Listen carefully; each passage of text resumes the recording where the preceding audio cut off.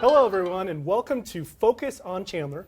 I'm Councilmember Jeremy McClymonds, and today I'm excited to be here at the KISS FM studio with the talented JohnjayVanEs of the Johnjay and Rich radio show.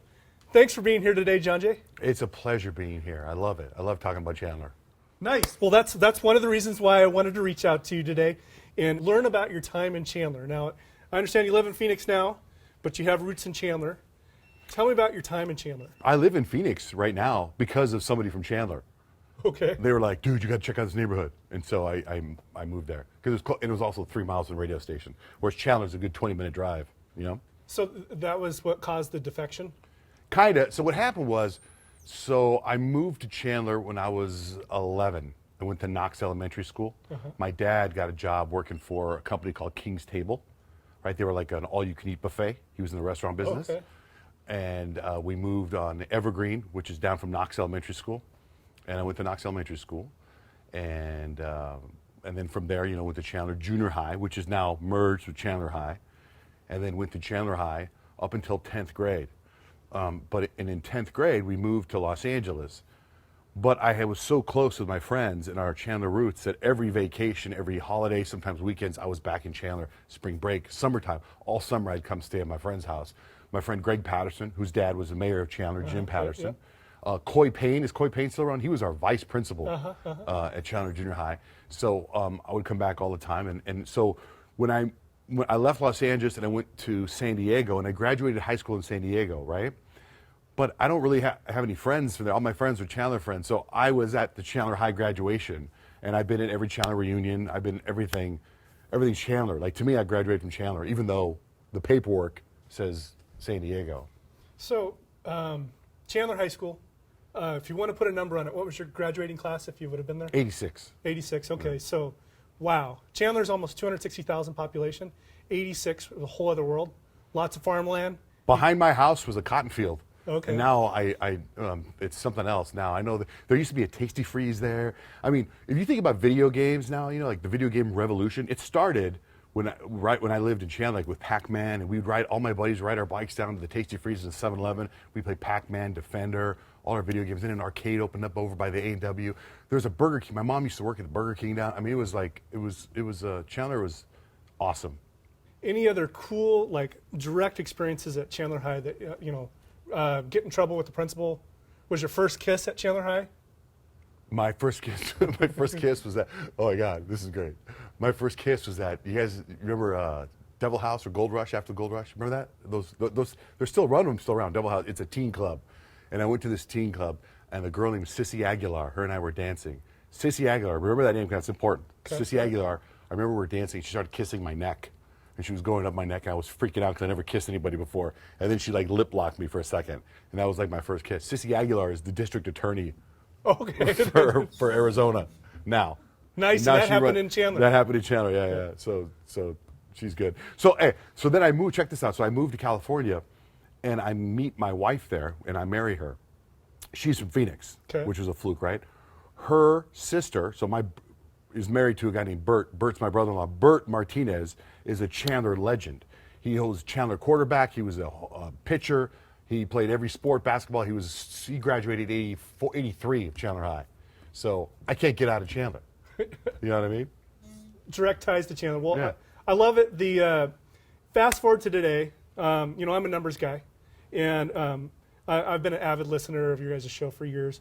Tell me, where are you at now? How many states are you in? Oh, how many states? Geez, I don't know how many states. We're on like in 30 different cities. Okay. Right now, but we're also on the iHeartRadio app, so you can hear us all over the place. Okay. You know, all over the world now on the app. But now it's kind of cool. We get it. Like we picked up Arkansas a couple weeks ago, and that's cool. But people in Arkansas could have heard us anyway on the app. But it's not now with digital. Everything's digital now. So and our podcasts, you can download podcasts and stuff, and it's great because my whole life, my developing years were in Chandler. Like every time I was just in Chandler. I'm going to Chandler tonight, as a matter of fact. My son has basketball practice in Chandler, but I was in Chandler a few days ago. And what was that? I was in my neighborhood. At Chandler Prep, my son had a motivational seminar for athletes at Chandler Prep. And I was going, man, I want to take him down to my house, and this is where I used to live, but it wasn't the time or place to do that. But you know what I mean? Like I haven't done that with my kids yet. Oh, and then my elementary school, Knox Elementary School, is now like an elementary school for like gifted kids. Thank you. Oh, okay. Thank you. You laid the foundation. I think for, I was for the gifted. model. Actually, I think I was more like, we don't ever want a kid like this in here anymore. Just the smart kids now. Oh my. Well, another thing, the Love Up Foundation. Mm-hmm. Now, tell me about that. That was an accidental movement. Tell me how that began. So my middle son Kemp is an athlete, huge athlete, and he was playing for Kurt Warner, the football guy. Kurt Warner's football team. Yeah. Kurt was the coach. Kurt's son was a quarterback. My son was a receiver, and we were like in the championship game. But Kurt had to go to L.A. for some NFL stuff, so he was texting me the whole time. What's going on with the game? What's going on with the game? And I was like, dude, like I remember I couldn't like focus because he was blowing up my phone. So his son threw a pass to my son, scored a touchdown. We won the championship. So I go, we won, and I told him what happened. And he texts back to me. He goes, oh my gosh, love up. That's amazing. And then he goes, ugh. He goes, autocorrect. I meant to say love it, right? Oh. So I'm looking at this, and this is on the football field. I'm looking at this love up text, and I'm staring at it. And right away I go, dude, you got to take this love up. You got to turn that into something. I go, that could be powerful. And he just goes, ha, ha, ha, LOL. So this is on Saturday. So I thought about it all day Saturday. I thought about it all day Sunday. And then Monday morning I went on the air and I go, guys, I got to tell you the story. And I told everyone on the show what happened. And I said, I feel like love up. I go, this could be like a movement, man. If we can tell people to do something nice for somebody every day, or, you know, or remind yourself inside to thank whatever God you believe in, or what if you just believe in the universe, or you believe in Allah or Buddha or Jesus or whoever you believe in. Just take time out to go, well, you know, thank you. I'm here. To remind yourself to be kind, or to do something kind for somebody else, right? So I said, hashtag love up.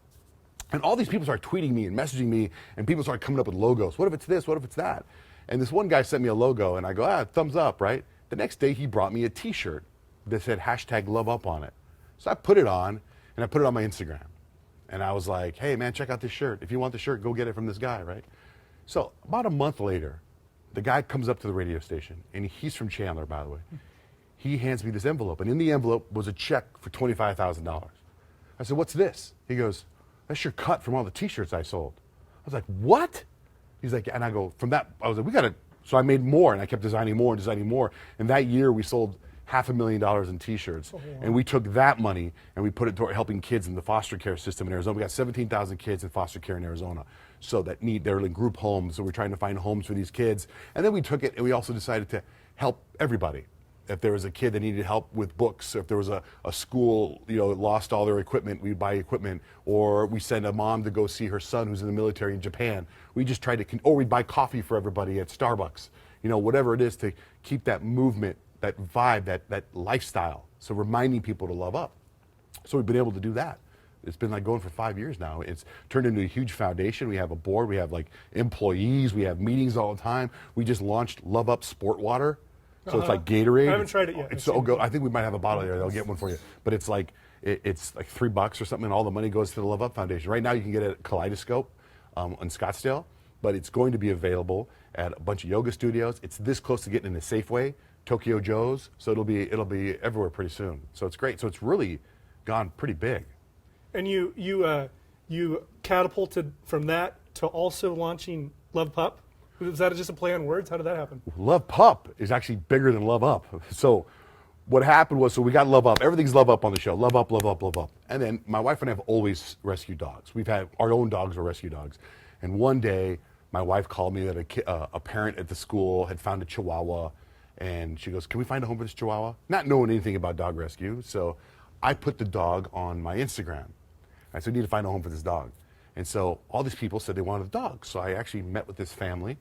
And when I placed the dog, it was like magic. When I said, here's the dog, and these people, and the husband and wife and these 3 kids, they just went crazy for this dog. And I was like, this is amazing. So the next day I went on the air, told that story. Now I have set up in my life like 5 different couples. All 5 of those people that I set up on dates got married and have great relationships. So I was pretty good at setting people up, right? So I went on the air and I told the story. I said, I'm much better at placing dogs with families than I am setting people up. So next thing you know, my social media blows up. Oh my God, I found this dog. Can you take it? My mom is moving and can't take her dog. I have this old dog. We don't want it anymore. I mean, all of a sudden I was like, wow. So I just started taking in all these dogs. I started finding homes for these dogs, and it just kind of took over. And then one day somebody called up and go, hey, you got Love Up. Now you got Love Pup. I was like, oh, that's weird. That's cool. So I asked my friend to make a Love Pup shirt, and those sold like crazy. So now Love Up and Love Pup are two separate, they were one foundation, they merged. So now I've got the Love Up board of the staff of people and the Love Pup Foundation. Like, we just bought a building 3 weeks ago, right? I mean, it is crazy. Safeway just gave us $60,000 to help with puppies. I mean, there's so many people love dogs. Tomorrow, my wife is bringing in 17 puppies to my house. 17? We're not in the building yet. Right now, we're still in my house. Okay. So all these dogs are at my house. So yeah, somebody abandoned 2 dogs, and the neighbor was kind to take these 2 dogs in. Both dogs at the same time had puppies. A total of 17. Is that on top of? Don't you already have a flock of dogs? I have 8 of my own dogs. Okay. Yeah, and they're all rescue dogs. So Love Pup has really grown tremendously. I was at my friend Greg. I was telling you his dad was Mayor Chandler. My friend Greg, and I had people meet me and drop off dogs. I was going to Greg's birthday party. It was at the living room. Living room, right? Yeah. So I pull up the living room, and there's a woman standing in front of the living room holding a puppy. And she goes, we found this puppy. And I'm like, man, I'm coming to my friend's birthday party. Like, you know what I mean? So I had to go to my friend's birthday party holding a puppy the whole time. And then I left, and I found a home for the puppy. But it's like, everywhere I go, I've been walking out of a restaurant, and there's a lady with a dog, and I found this dog. And when I walk out of the restaurant, so it's like, and I love it. I mean, I love it. So we're doing all kinds of great stuff in the community. My wife has always said to me, and we lecture this to our kids believe it too now, is like, if you were gone tomorrow, would your community miss you? And so that's how we kind of try to live our life, to be very active in the community and do good things. Love up and love pop. I want to try something different. I want to hit you with some hard-hitting questions. Sure. Fast questions. I had to write them down. Okay. Are you ready? Yeah. So So am I supposed to answer real fast? Well, I mean, you can answer them however you feel. So 5 questions, and then we're out. All right. So you're a new addition to a crayon box. What color would you be and why? I'd be red, bright red. Bright red? Bright red. Because my son right now plays basketball for a team called Powerhouse, and he's got red shoes, red jersey, red shorts, and I kind of like be in unison with him. Okay, all right. So if you were represented by an emoji, what would be your emoji? There's this emoji that I use all the time, and it's the smile with no teeth, because I don't like my smile, but it's kind of like red, like he's kind of embarrassed and shy. That would be my emoji. Okay, all right.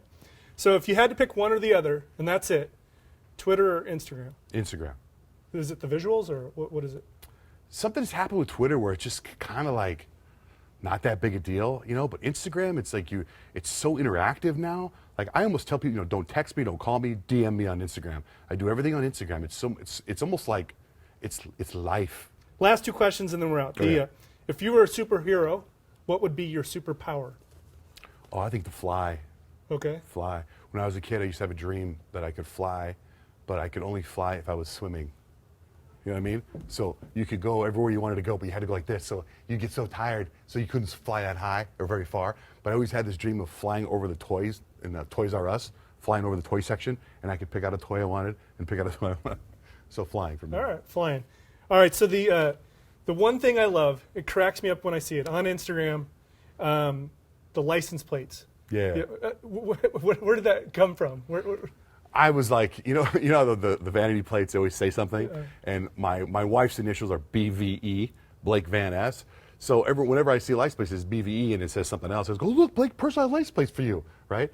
And so one day I was in Starbucks one morning and I saw personalized plates, but they looked like it was something. So I just started improvising and just kind of making stuff up, and I've kind of become addicted to it now. Every time I'm at a red light and I'm behind a car, I always try to those guys, those vanity plates, what are they trying to say? But in reality, they're not saying anything, you know what I mean? So that's kind of where it started. And people send me plates all the time now, so.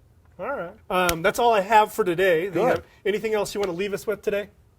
I'm a big believer in Chandler. You got to support Chandler, I almost moved back to Chandler. My only problem with me moving in Chandler is that it's so far away from the radio station. I leave my house at 4:01, and I'm in the studio at 4:07.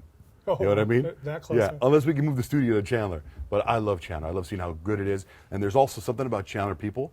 They're good, solid people. Like my collection of friends, my group of friends, I mean, they are the most, somebody from Chandler is loyal. They're very loyal.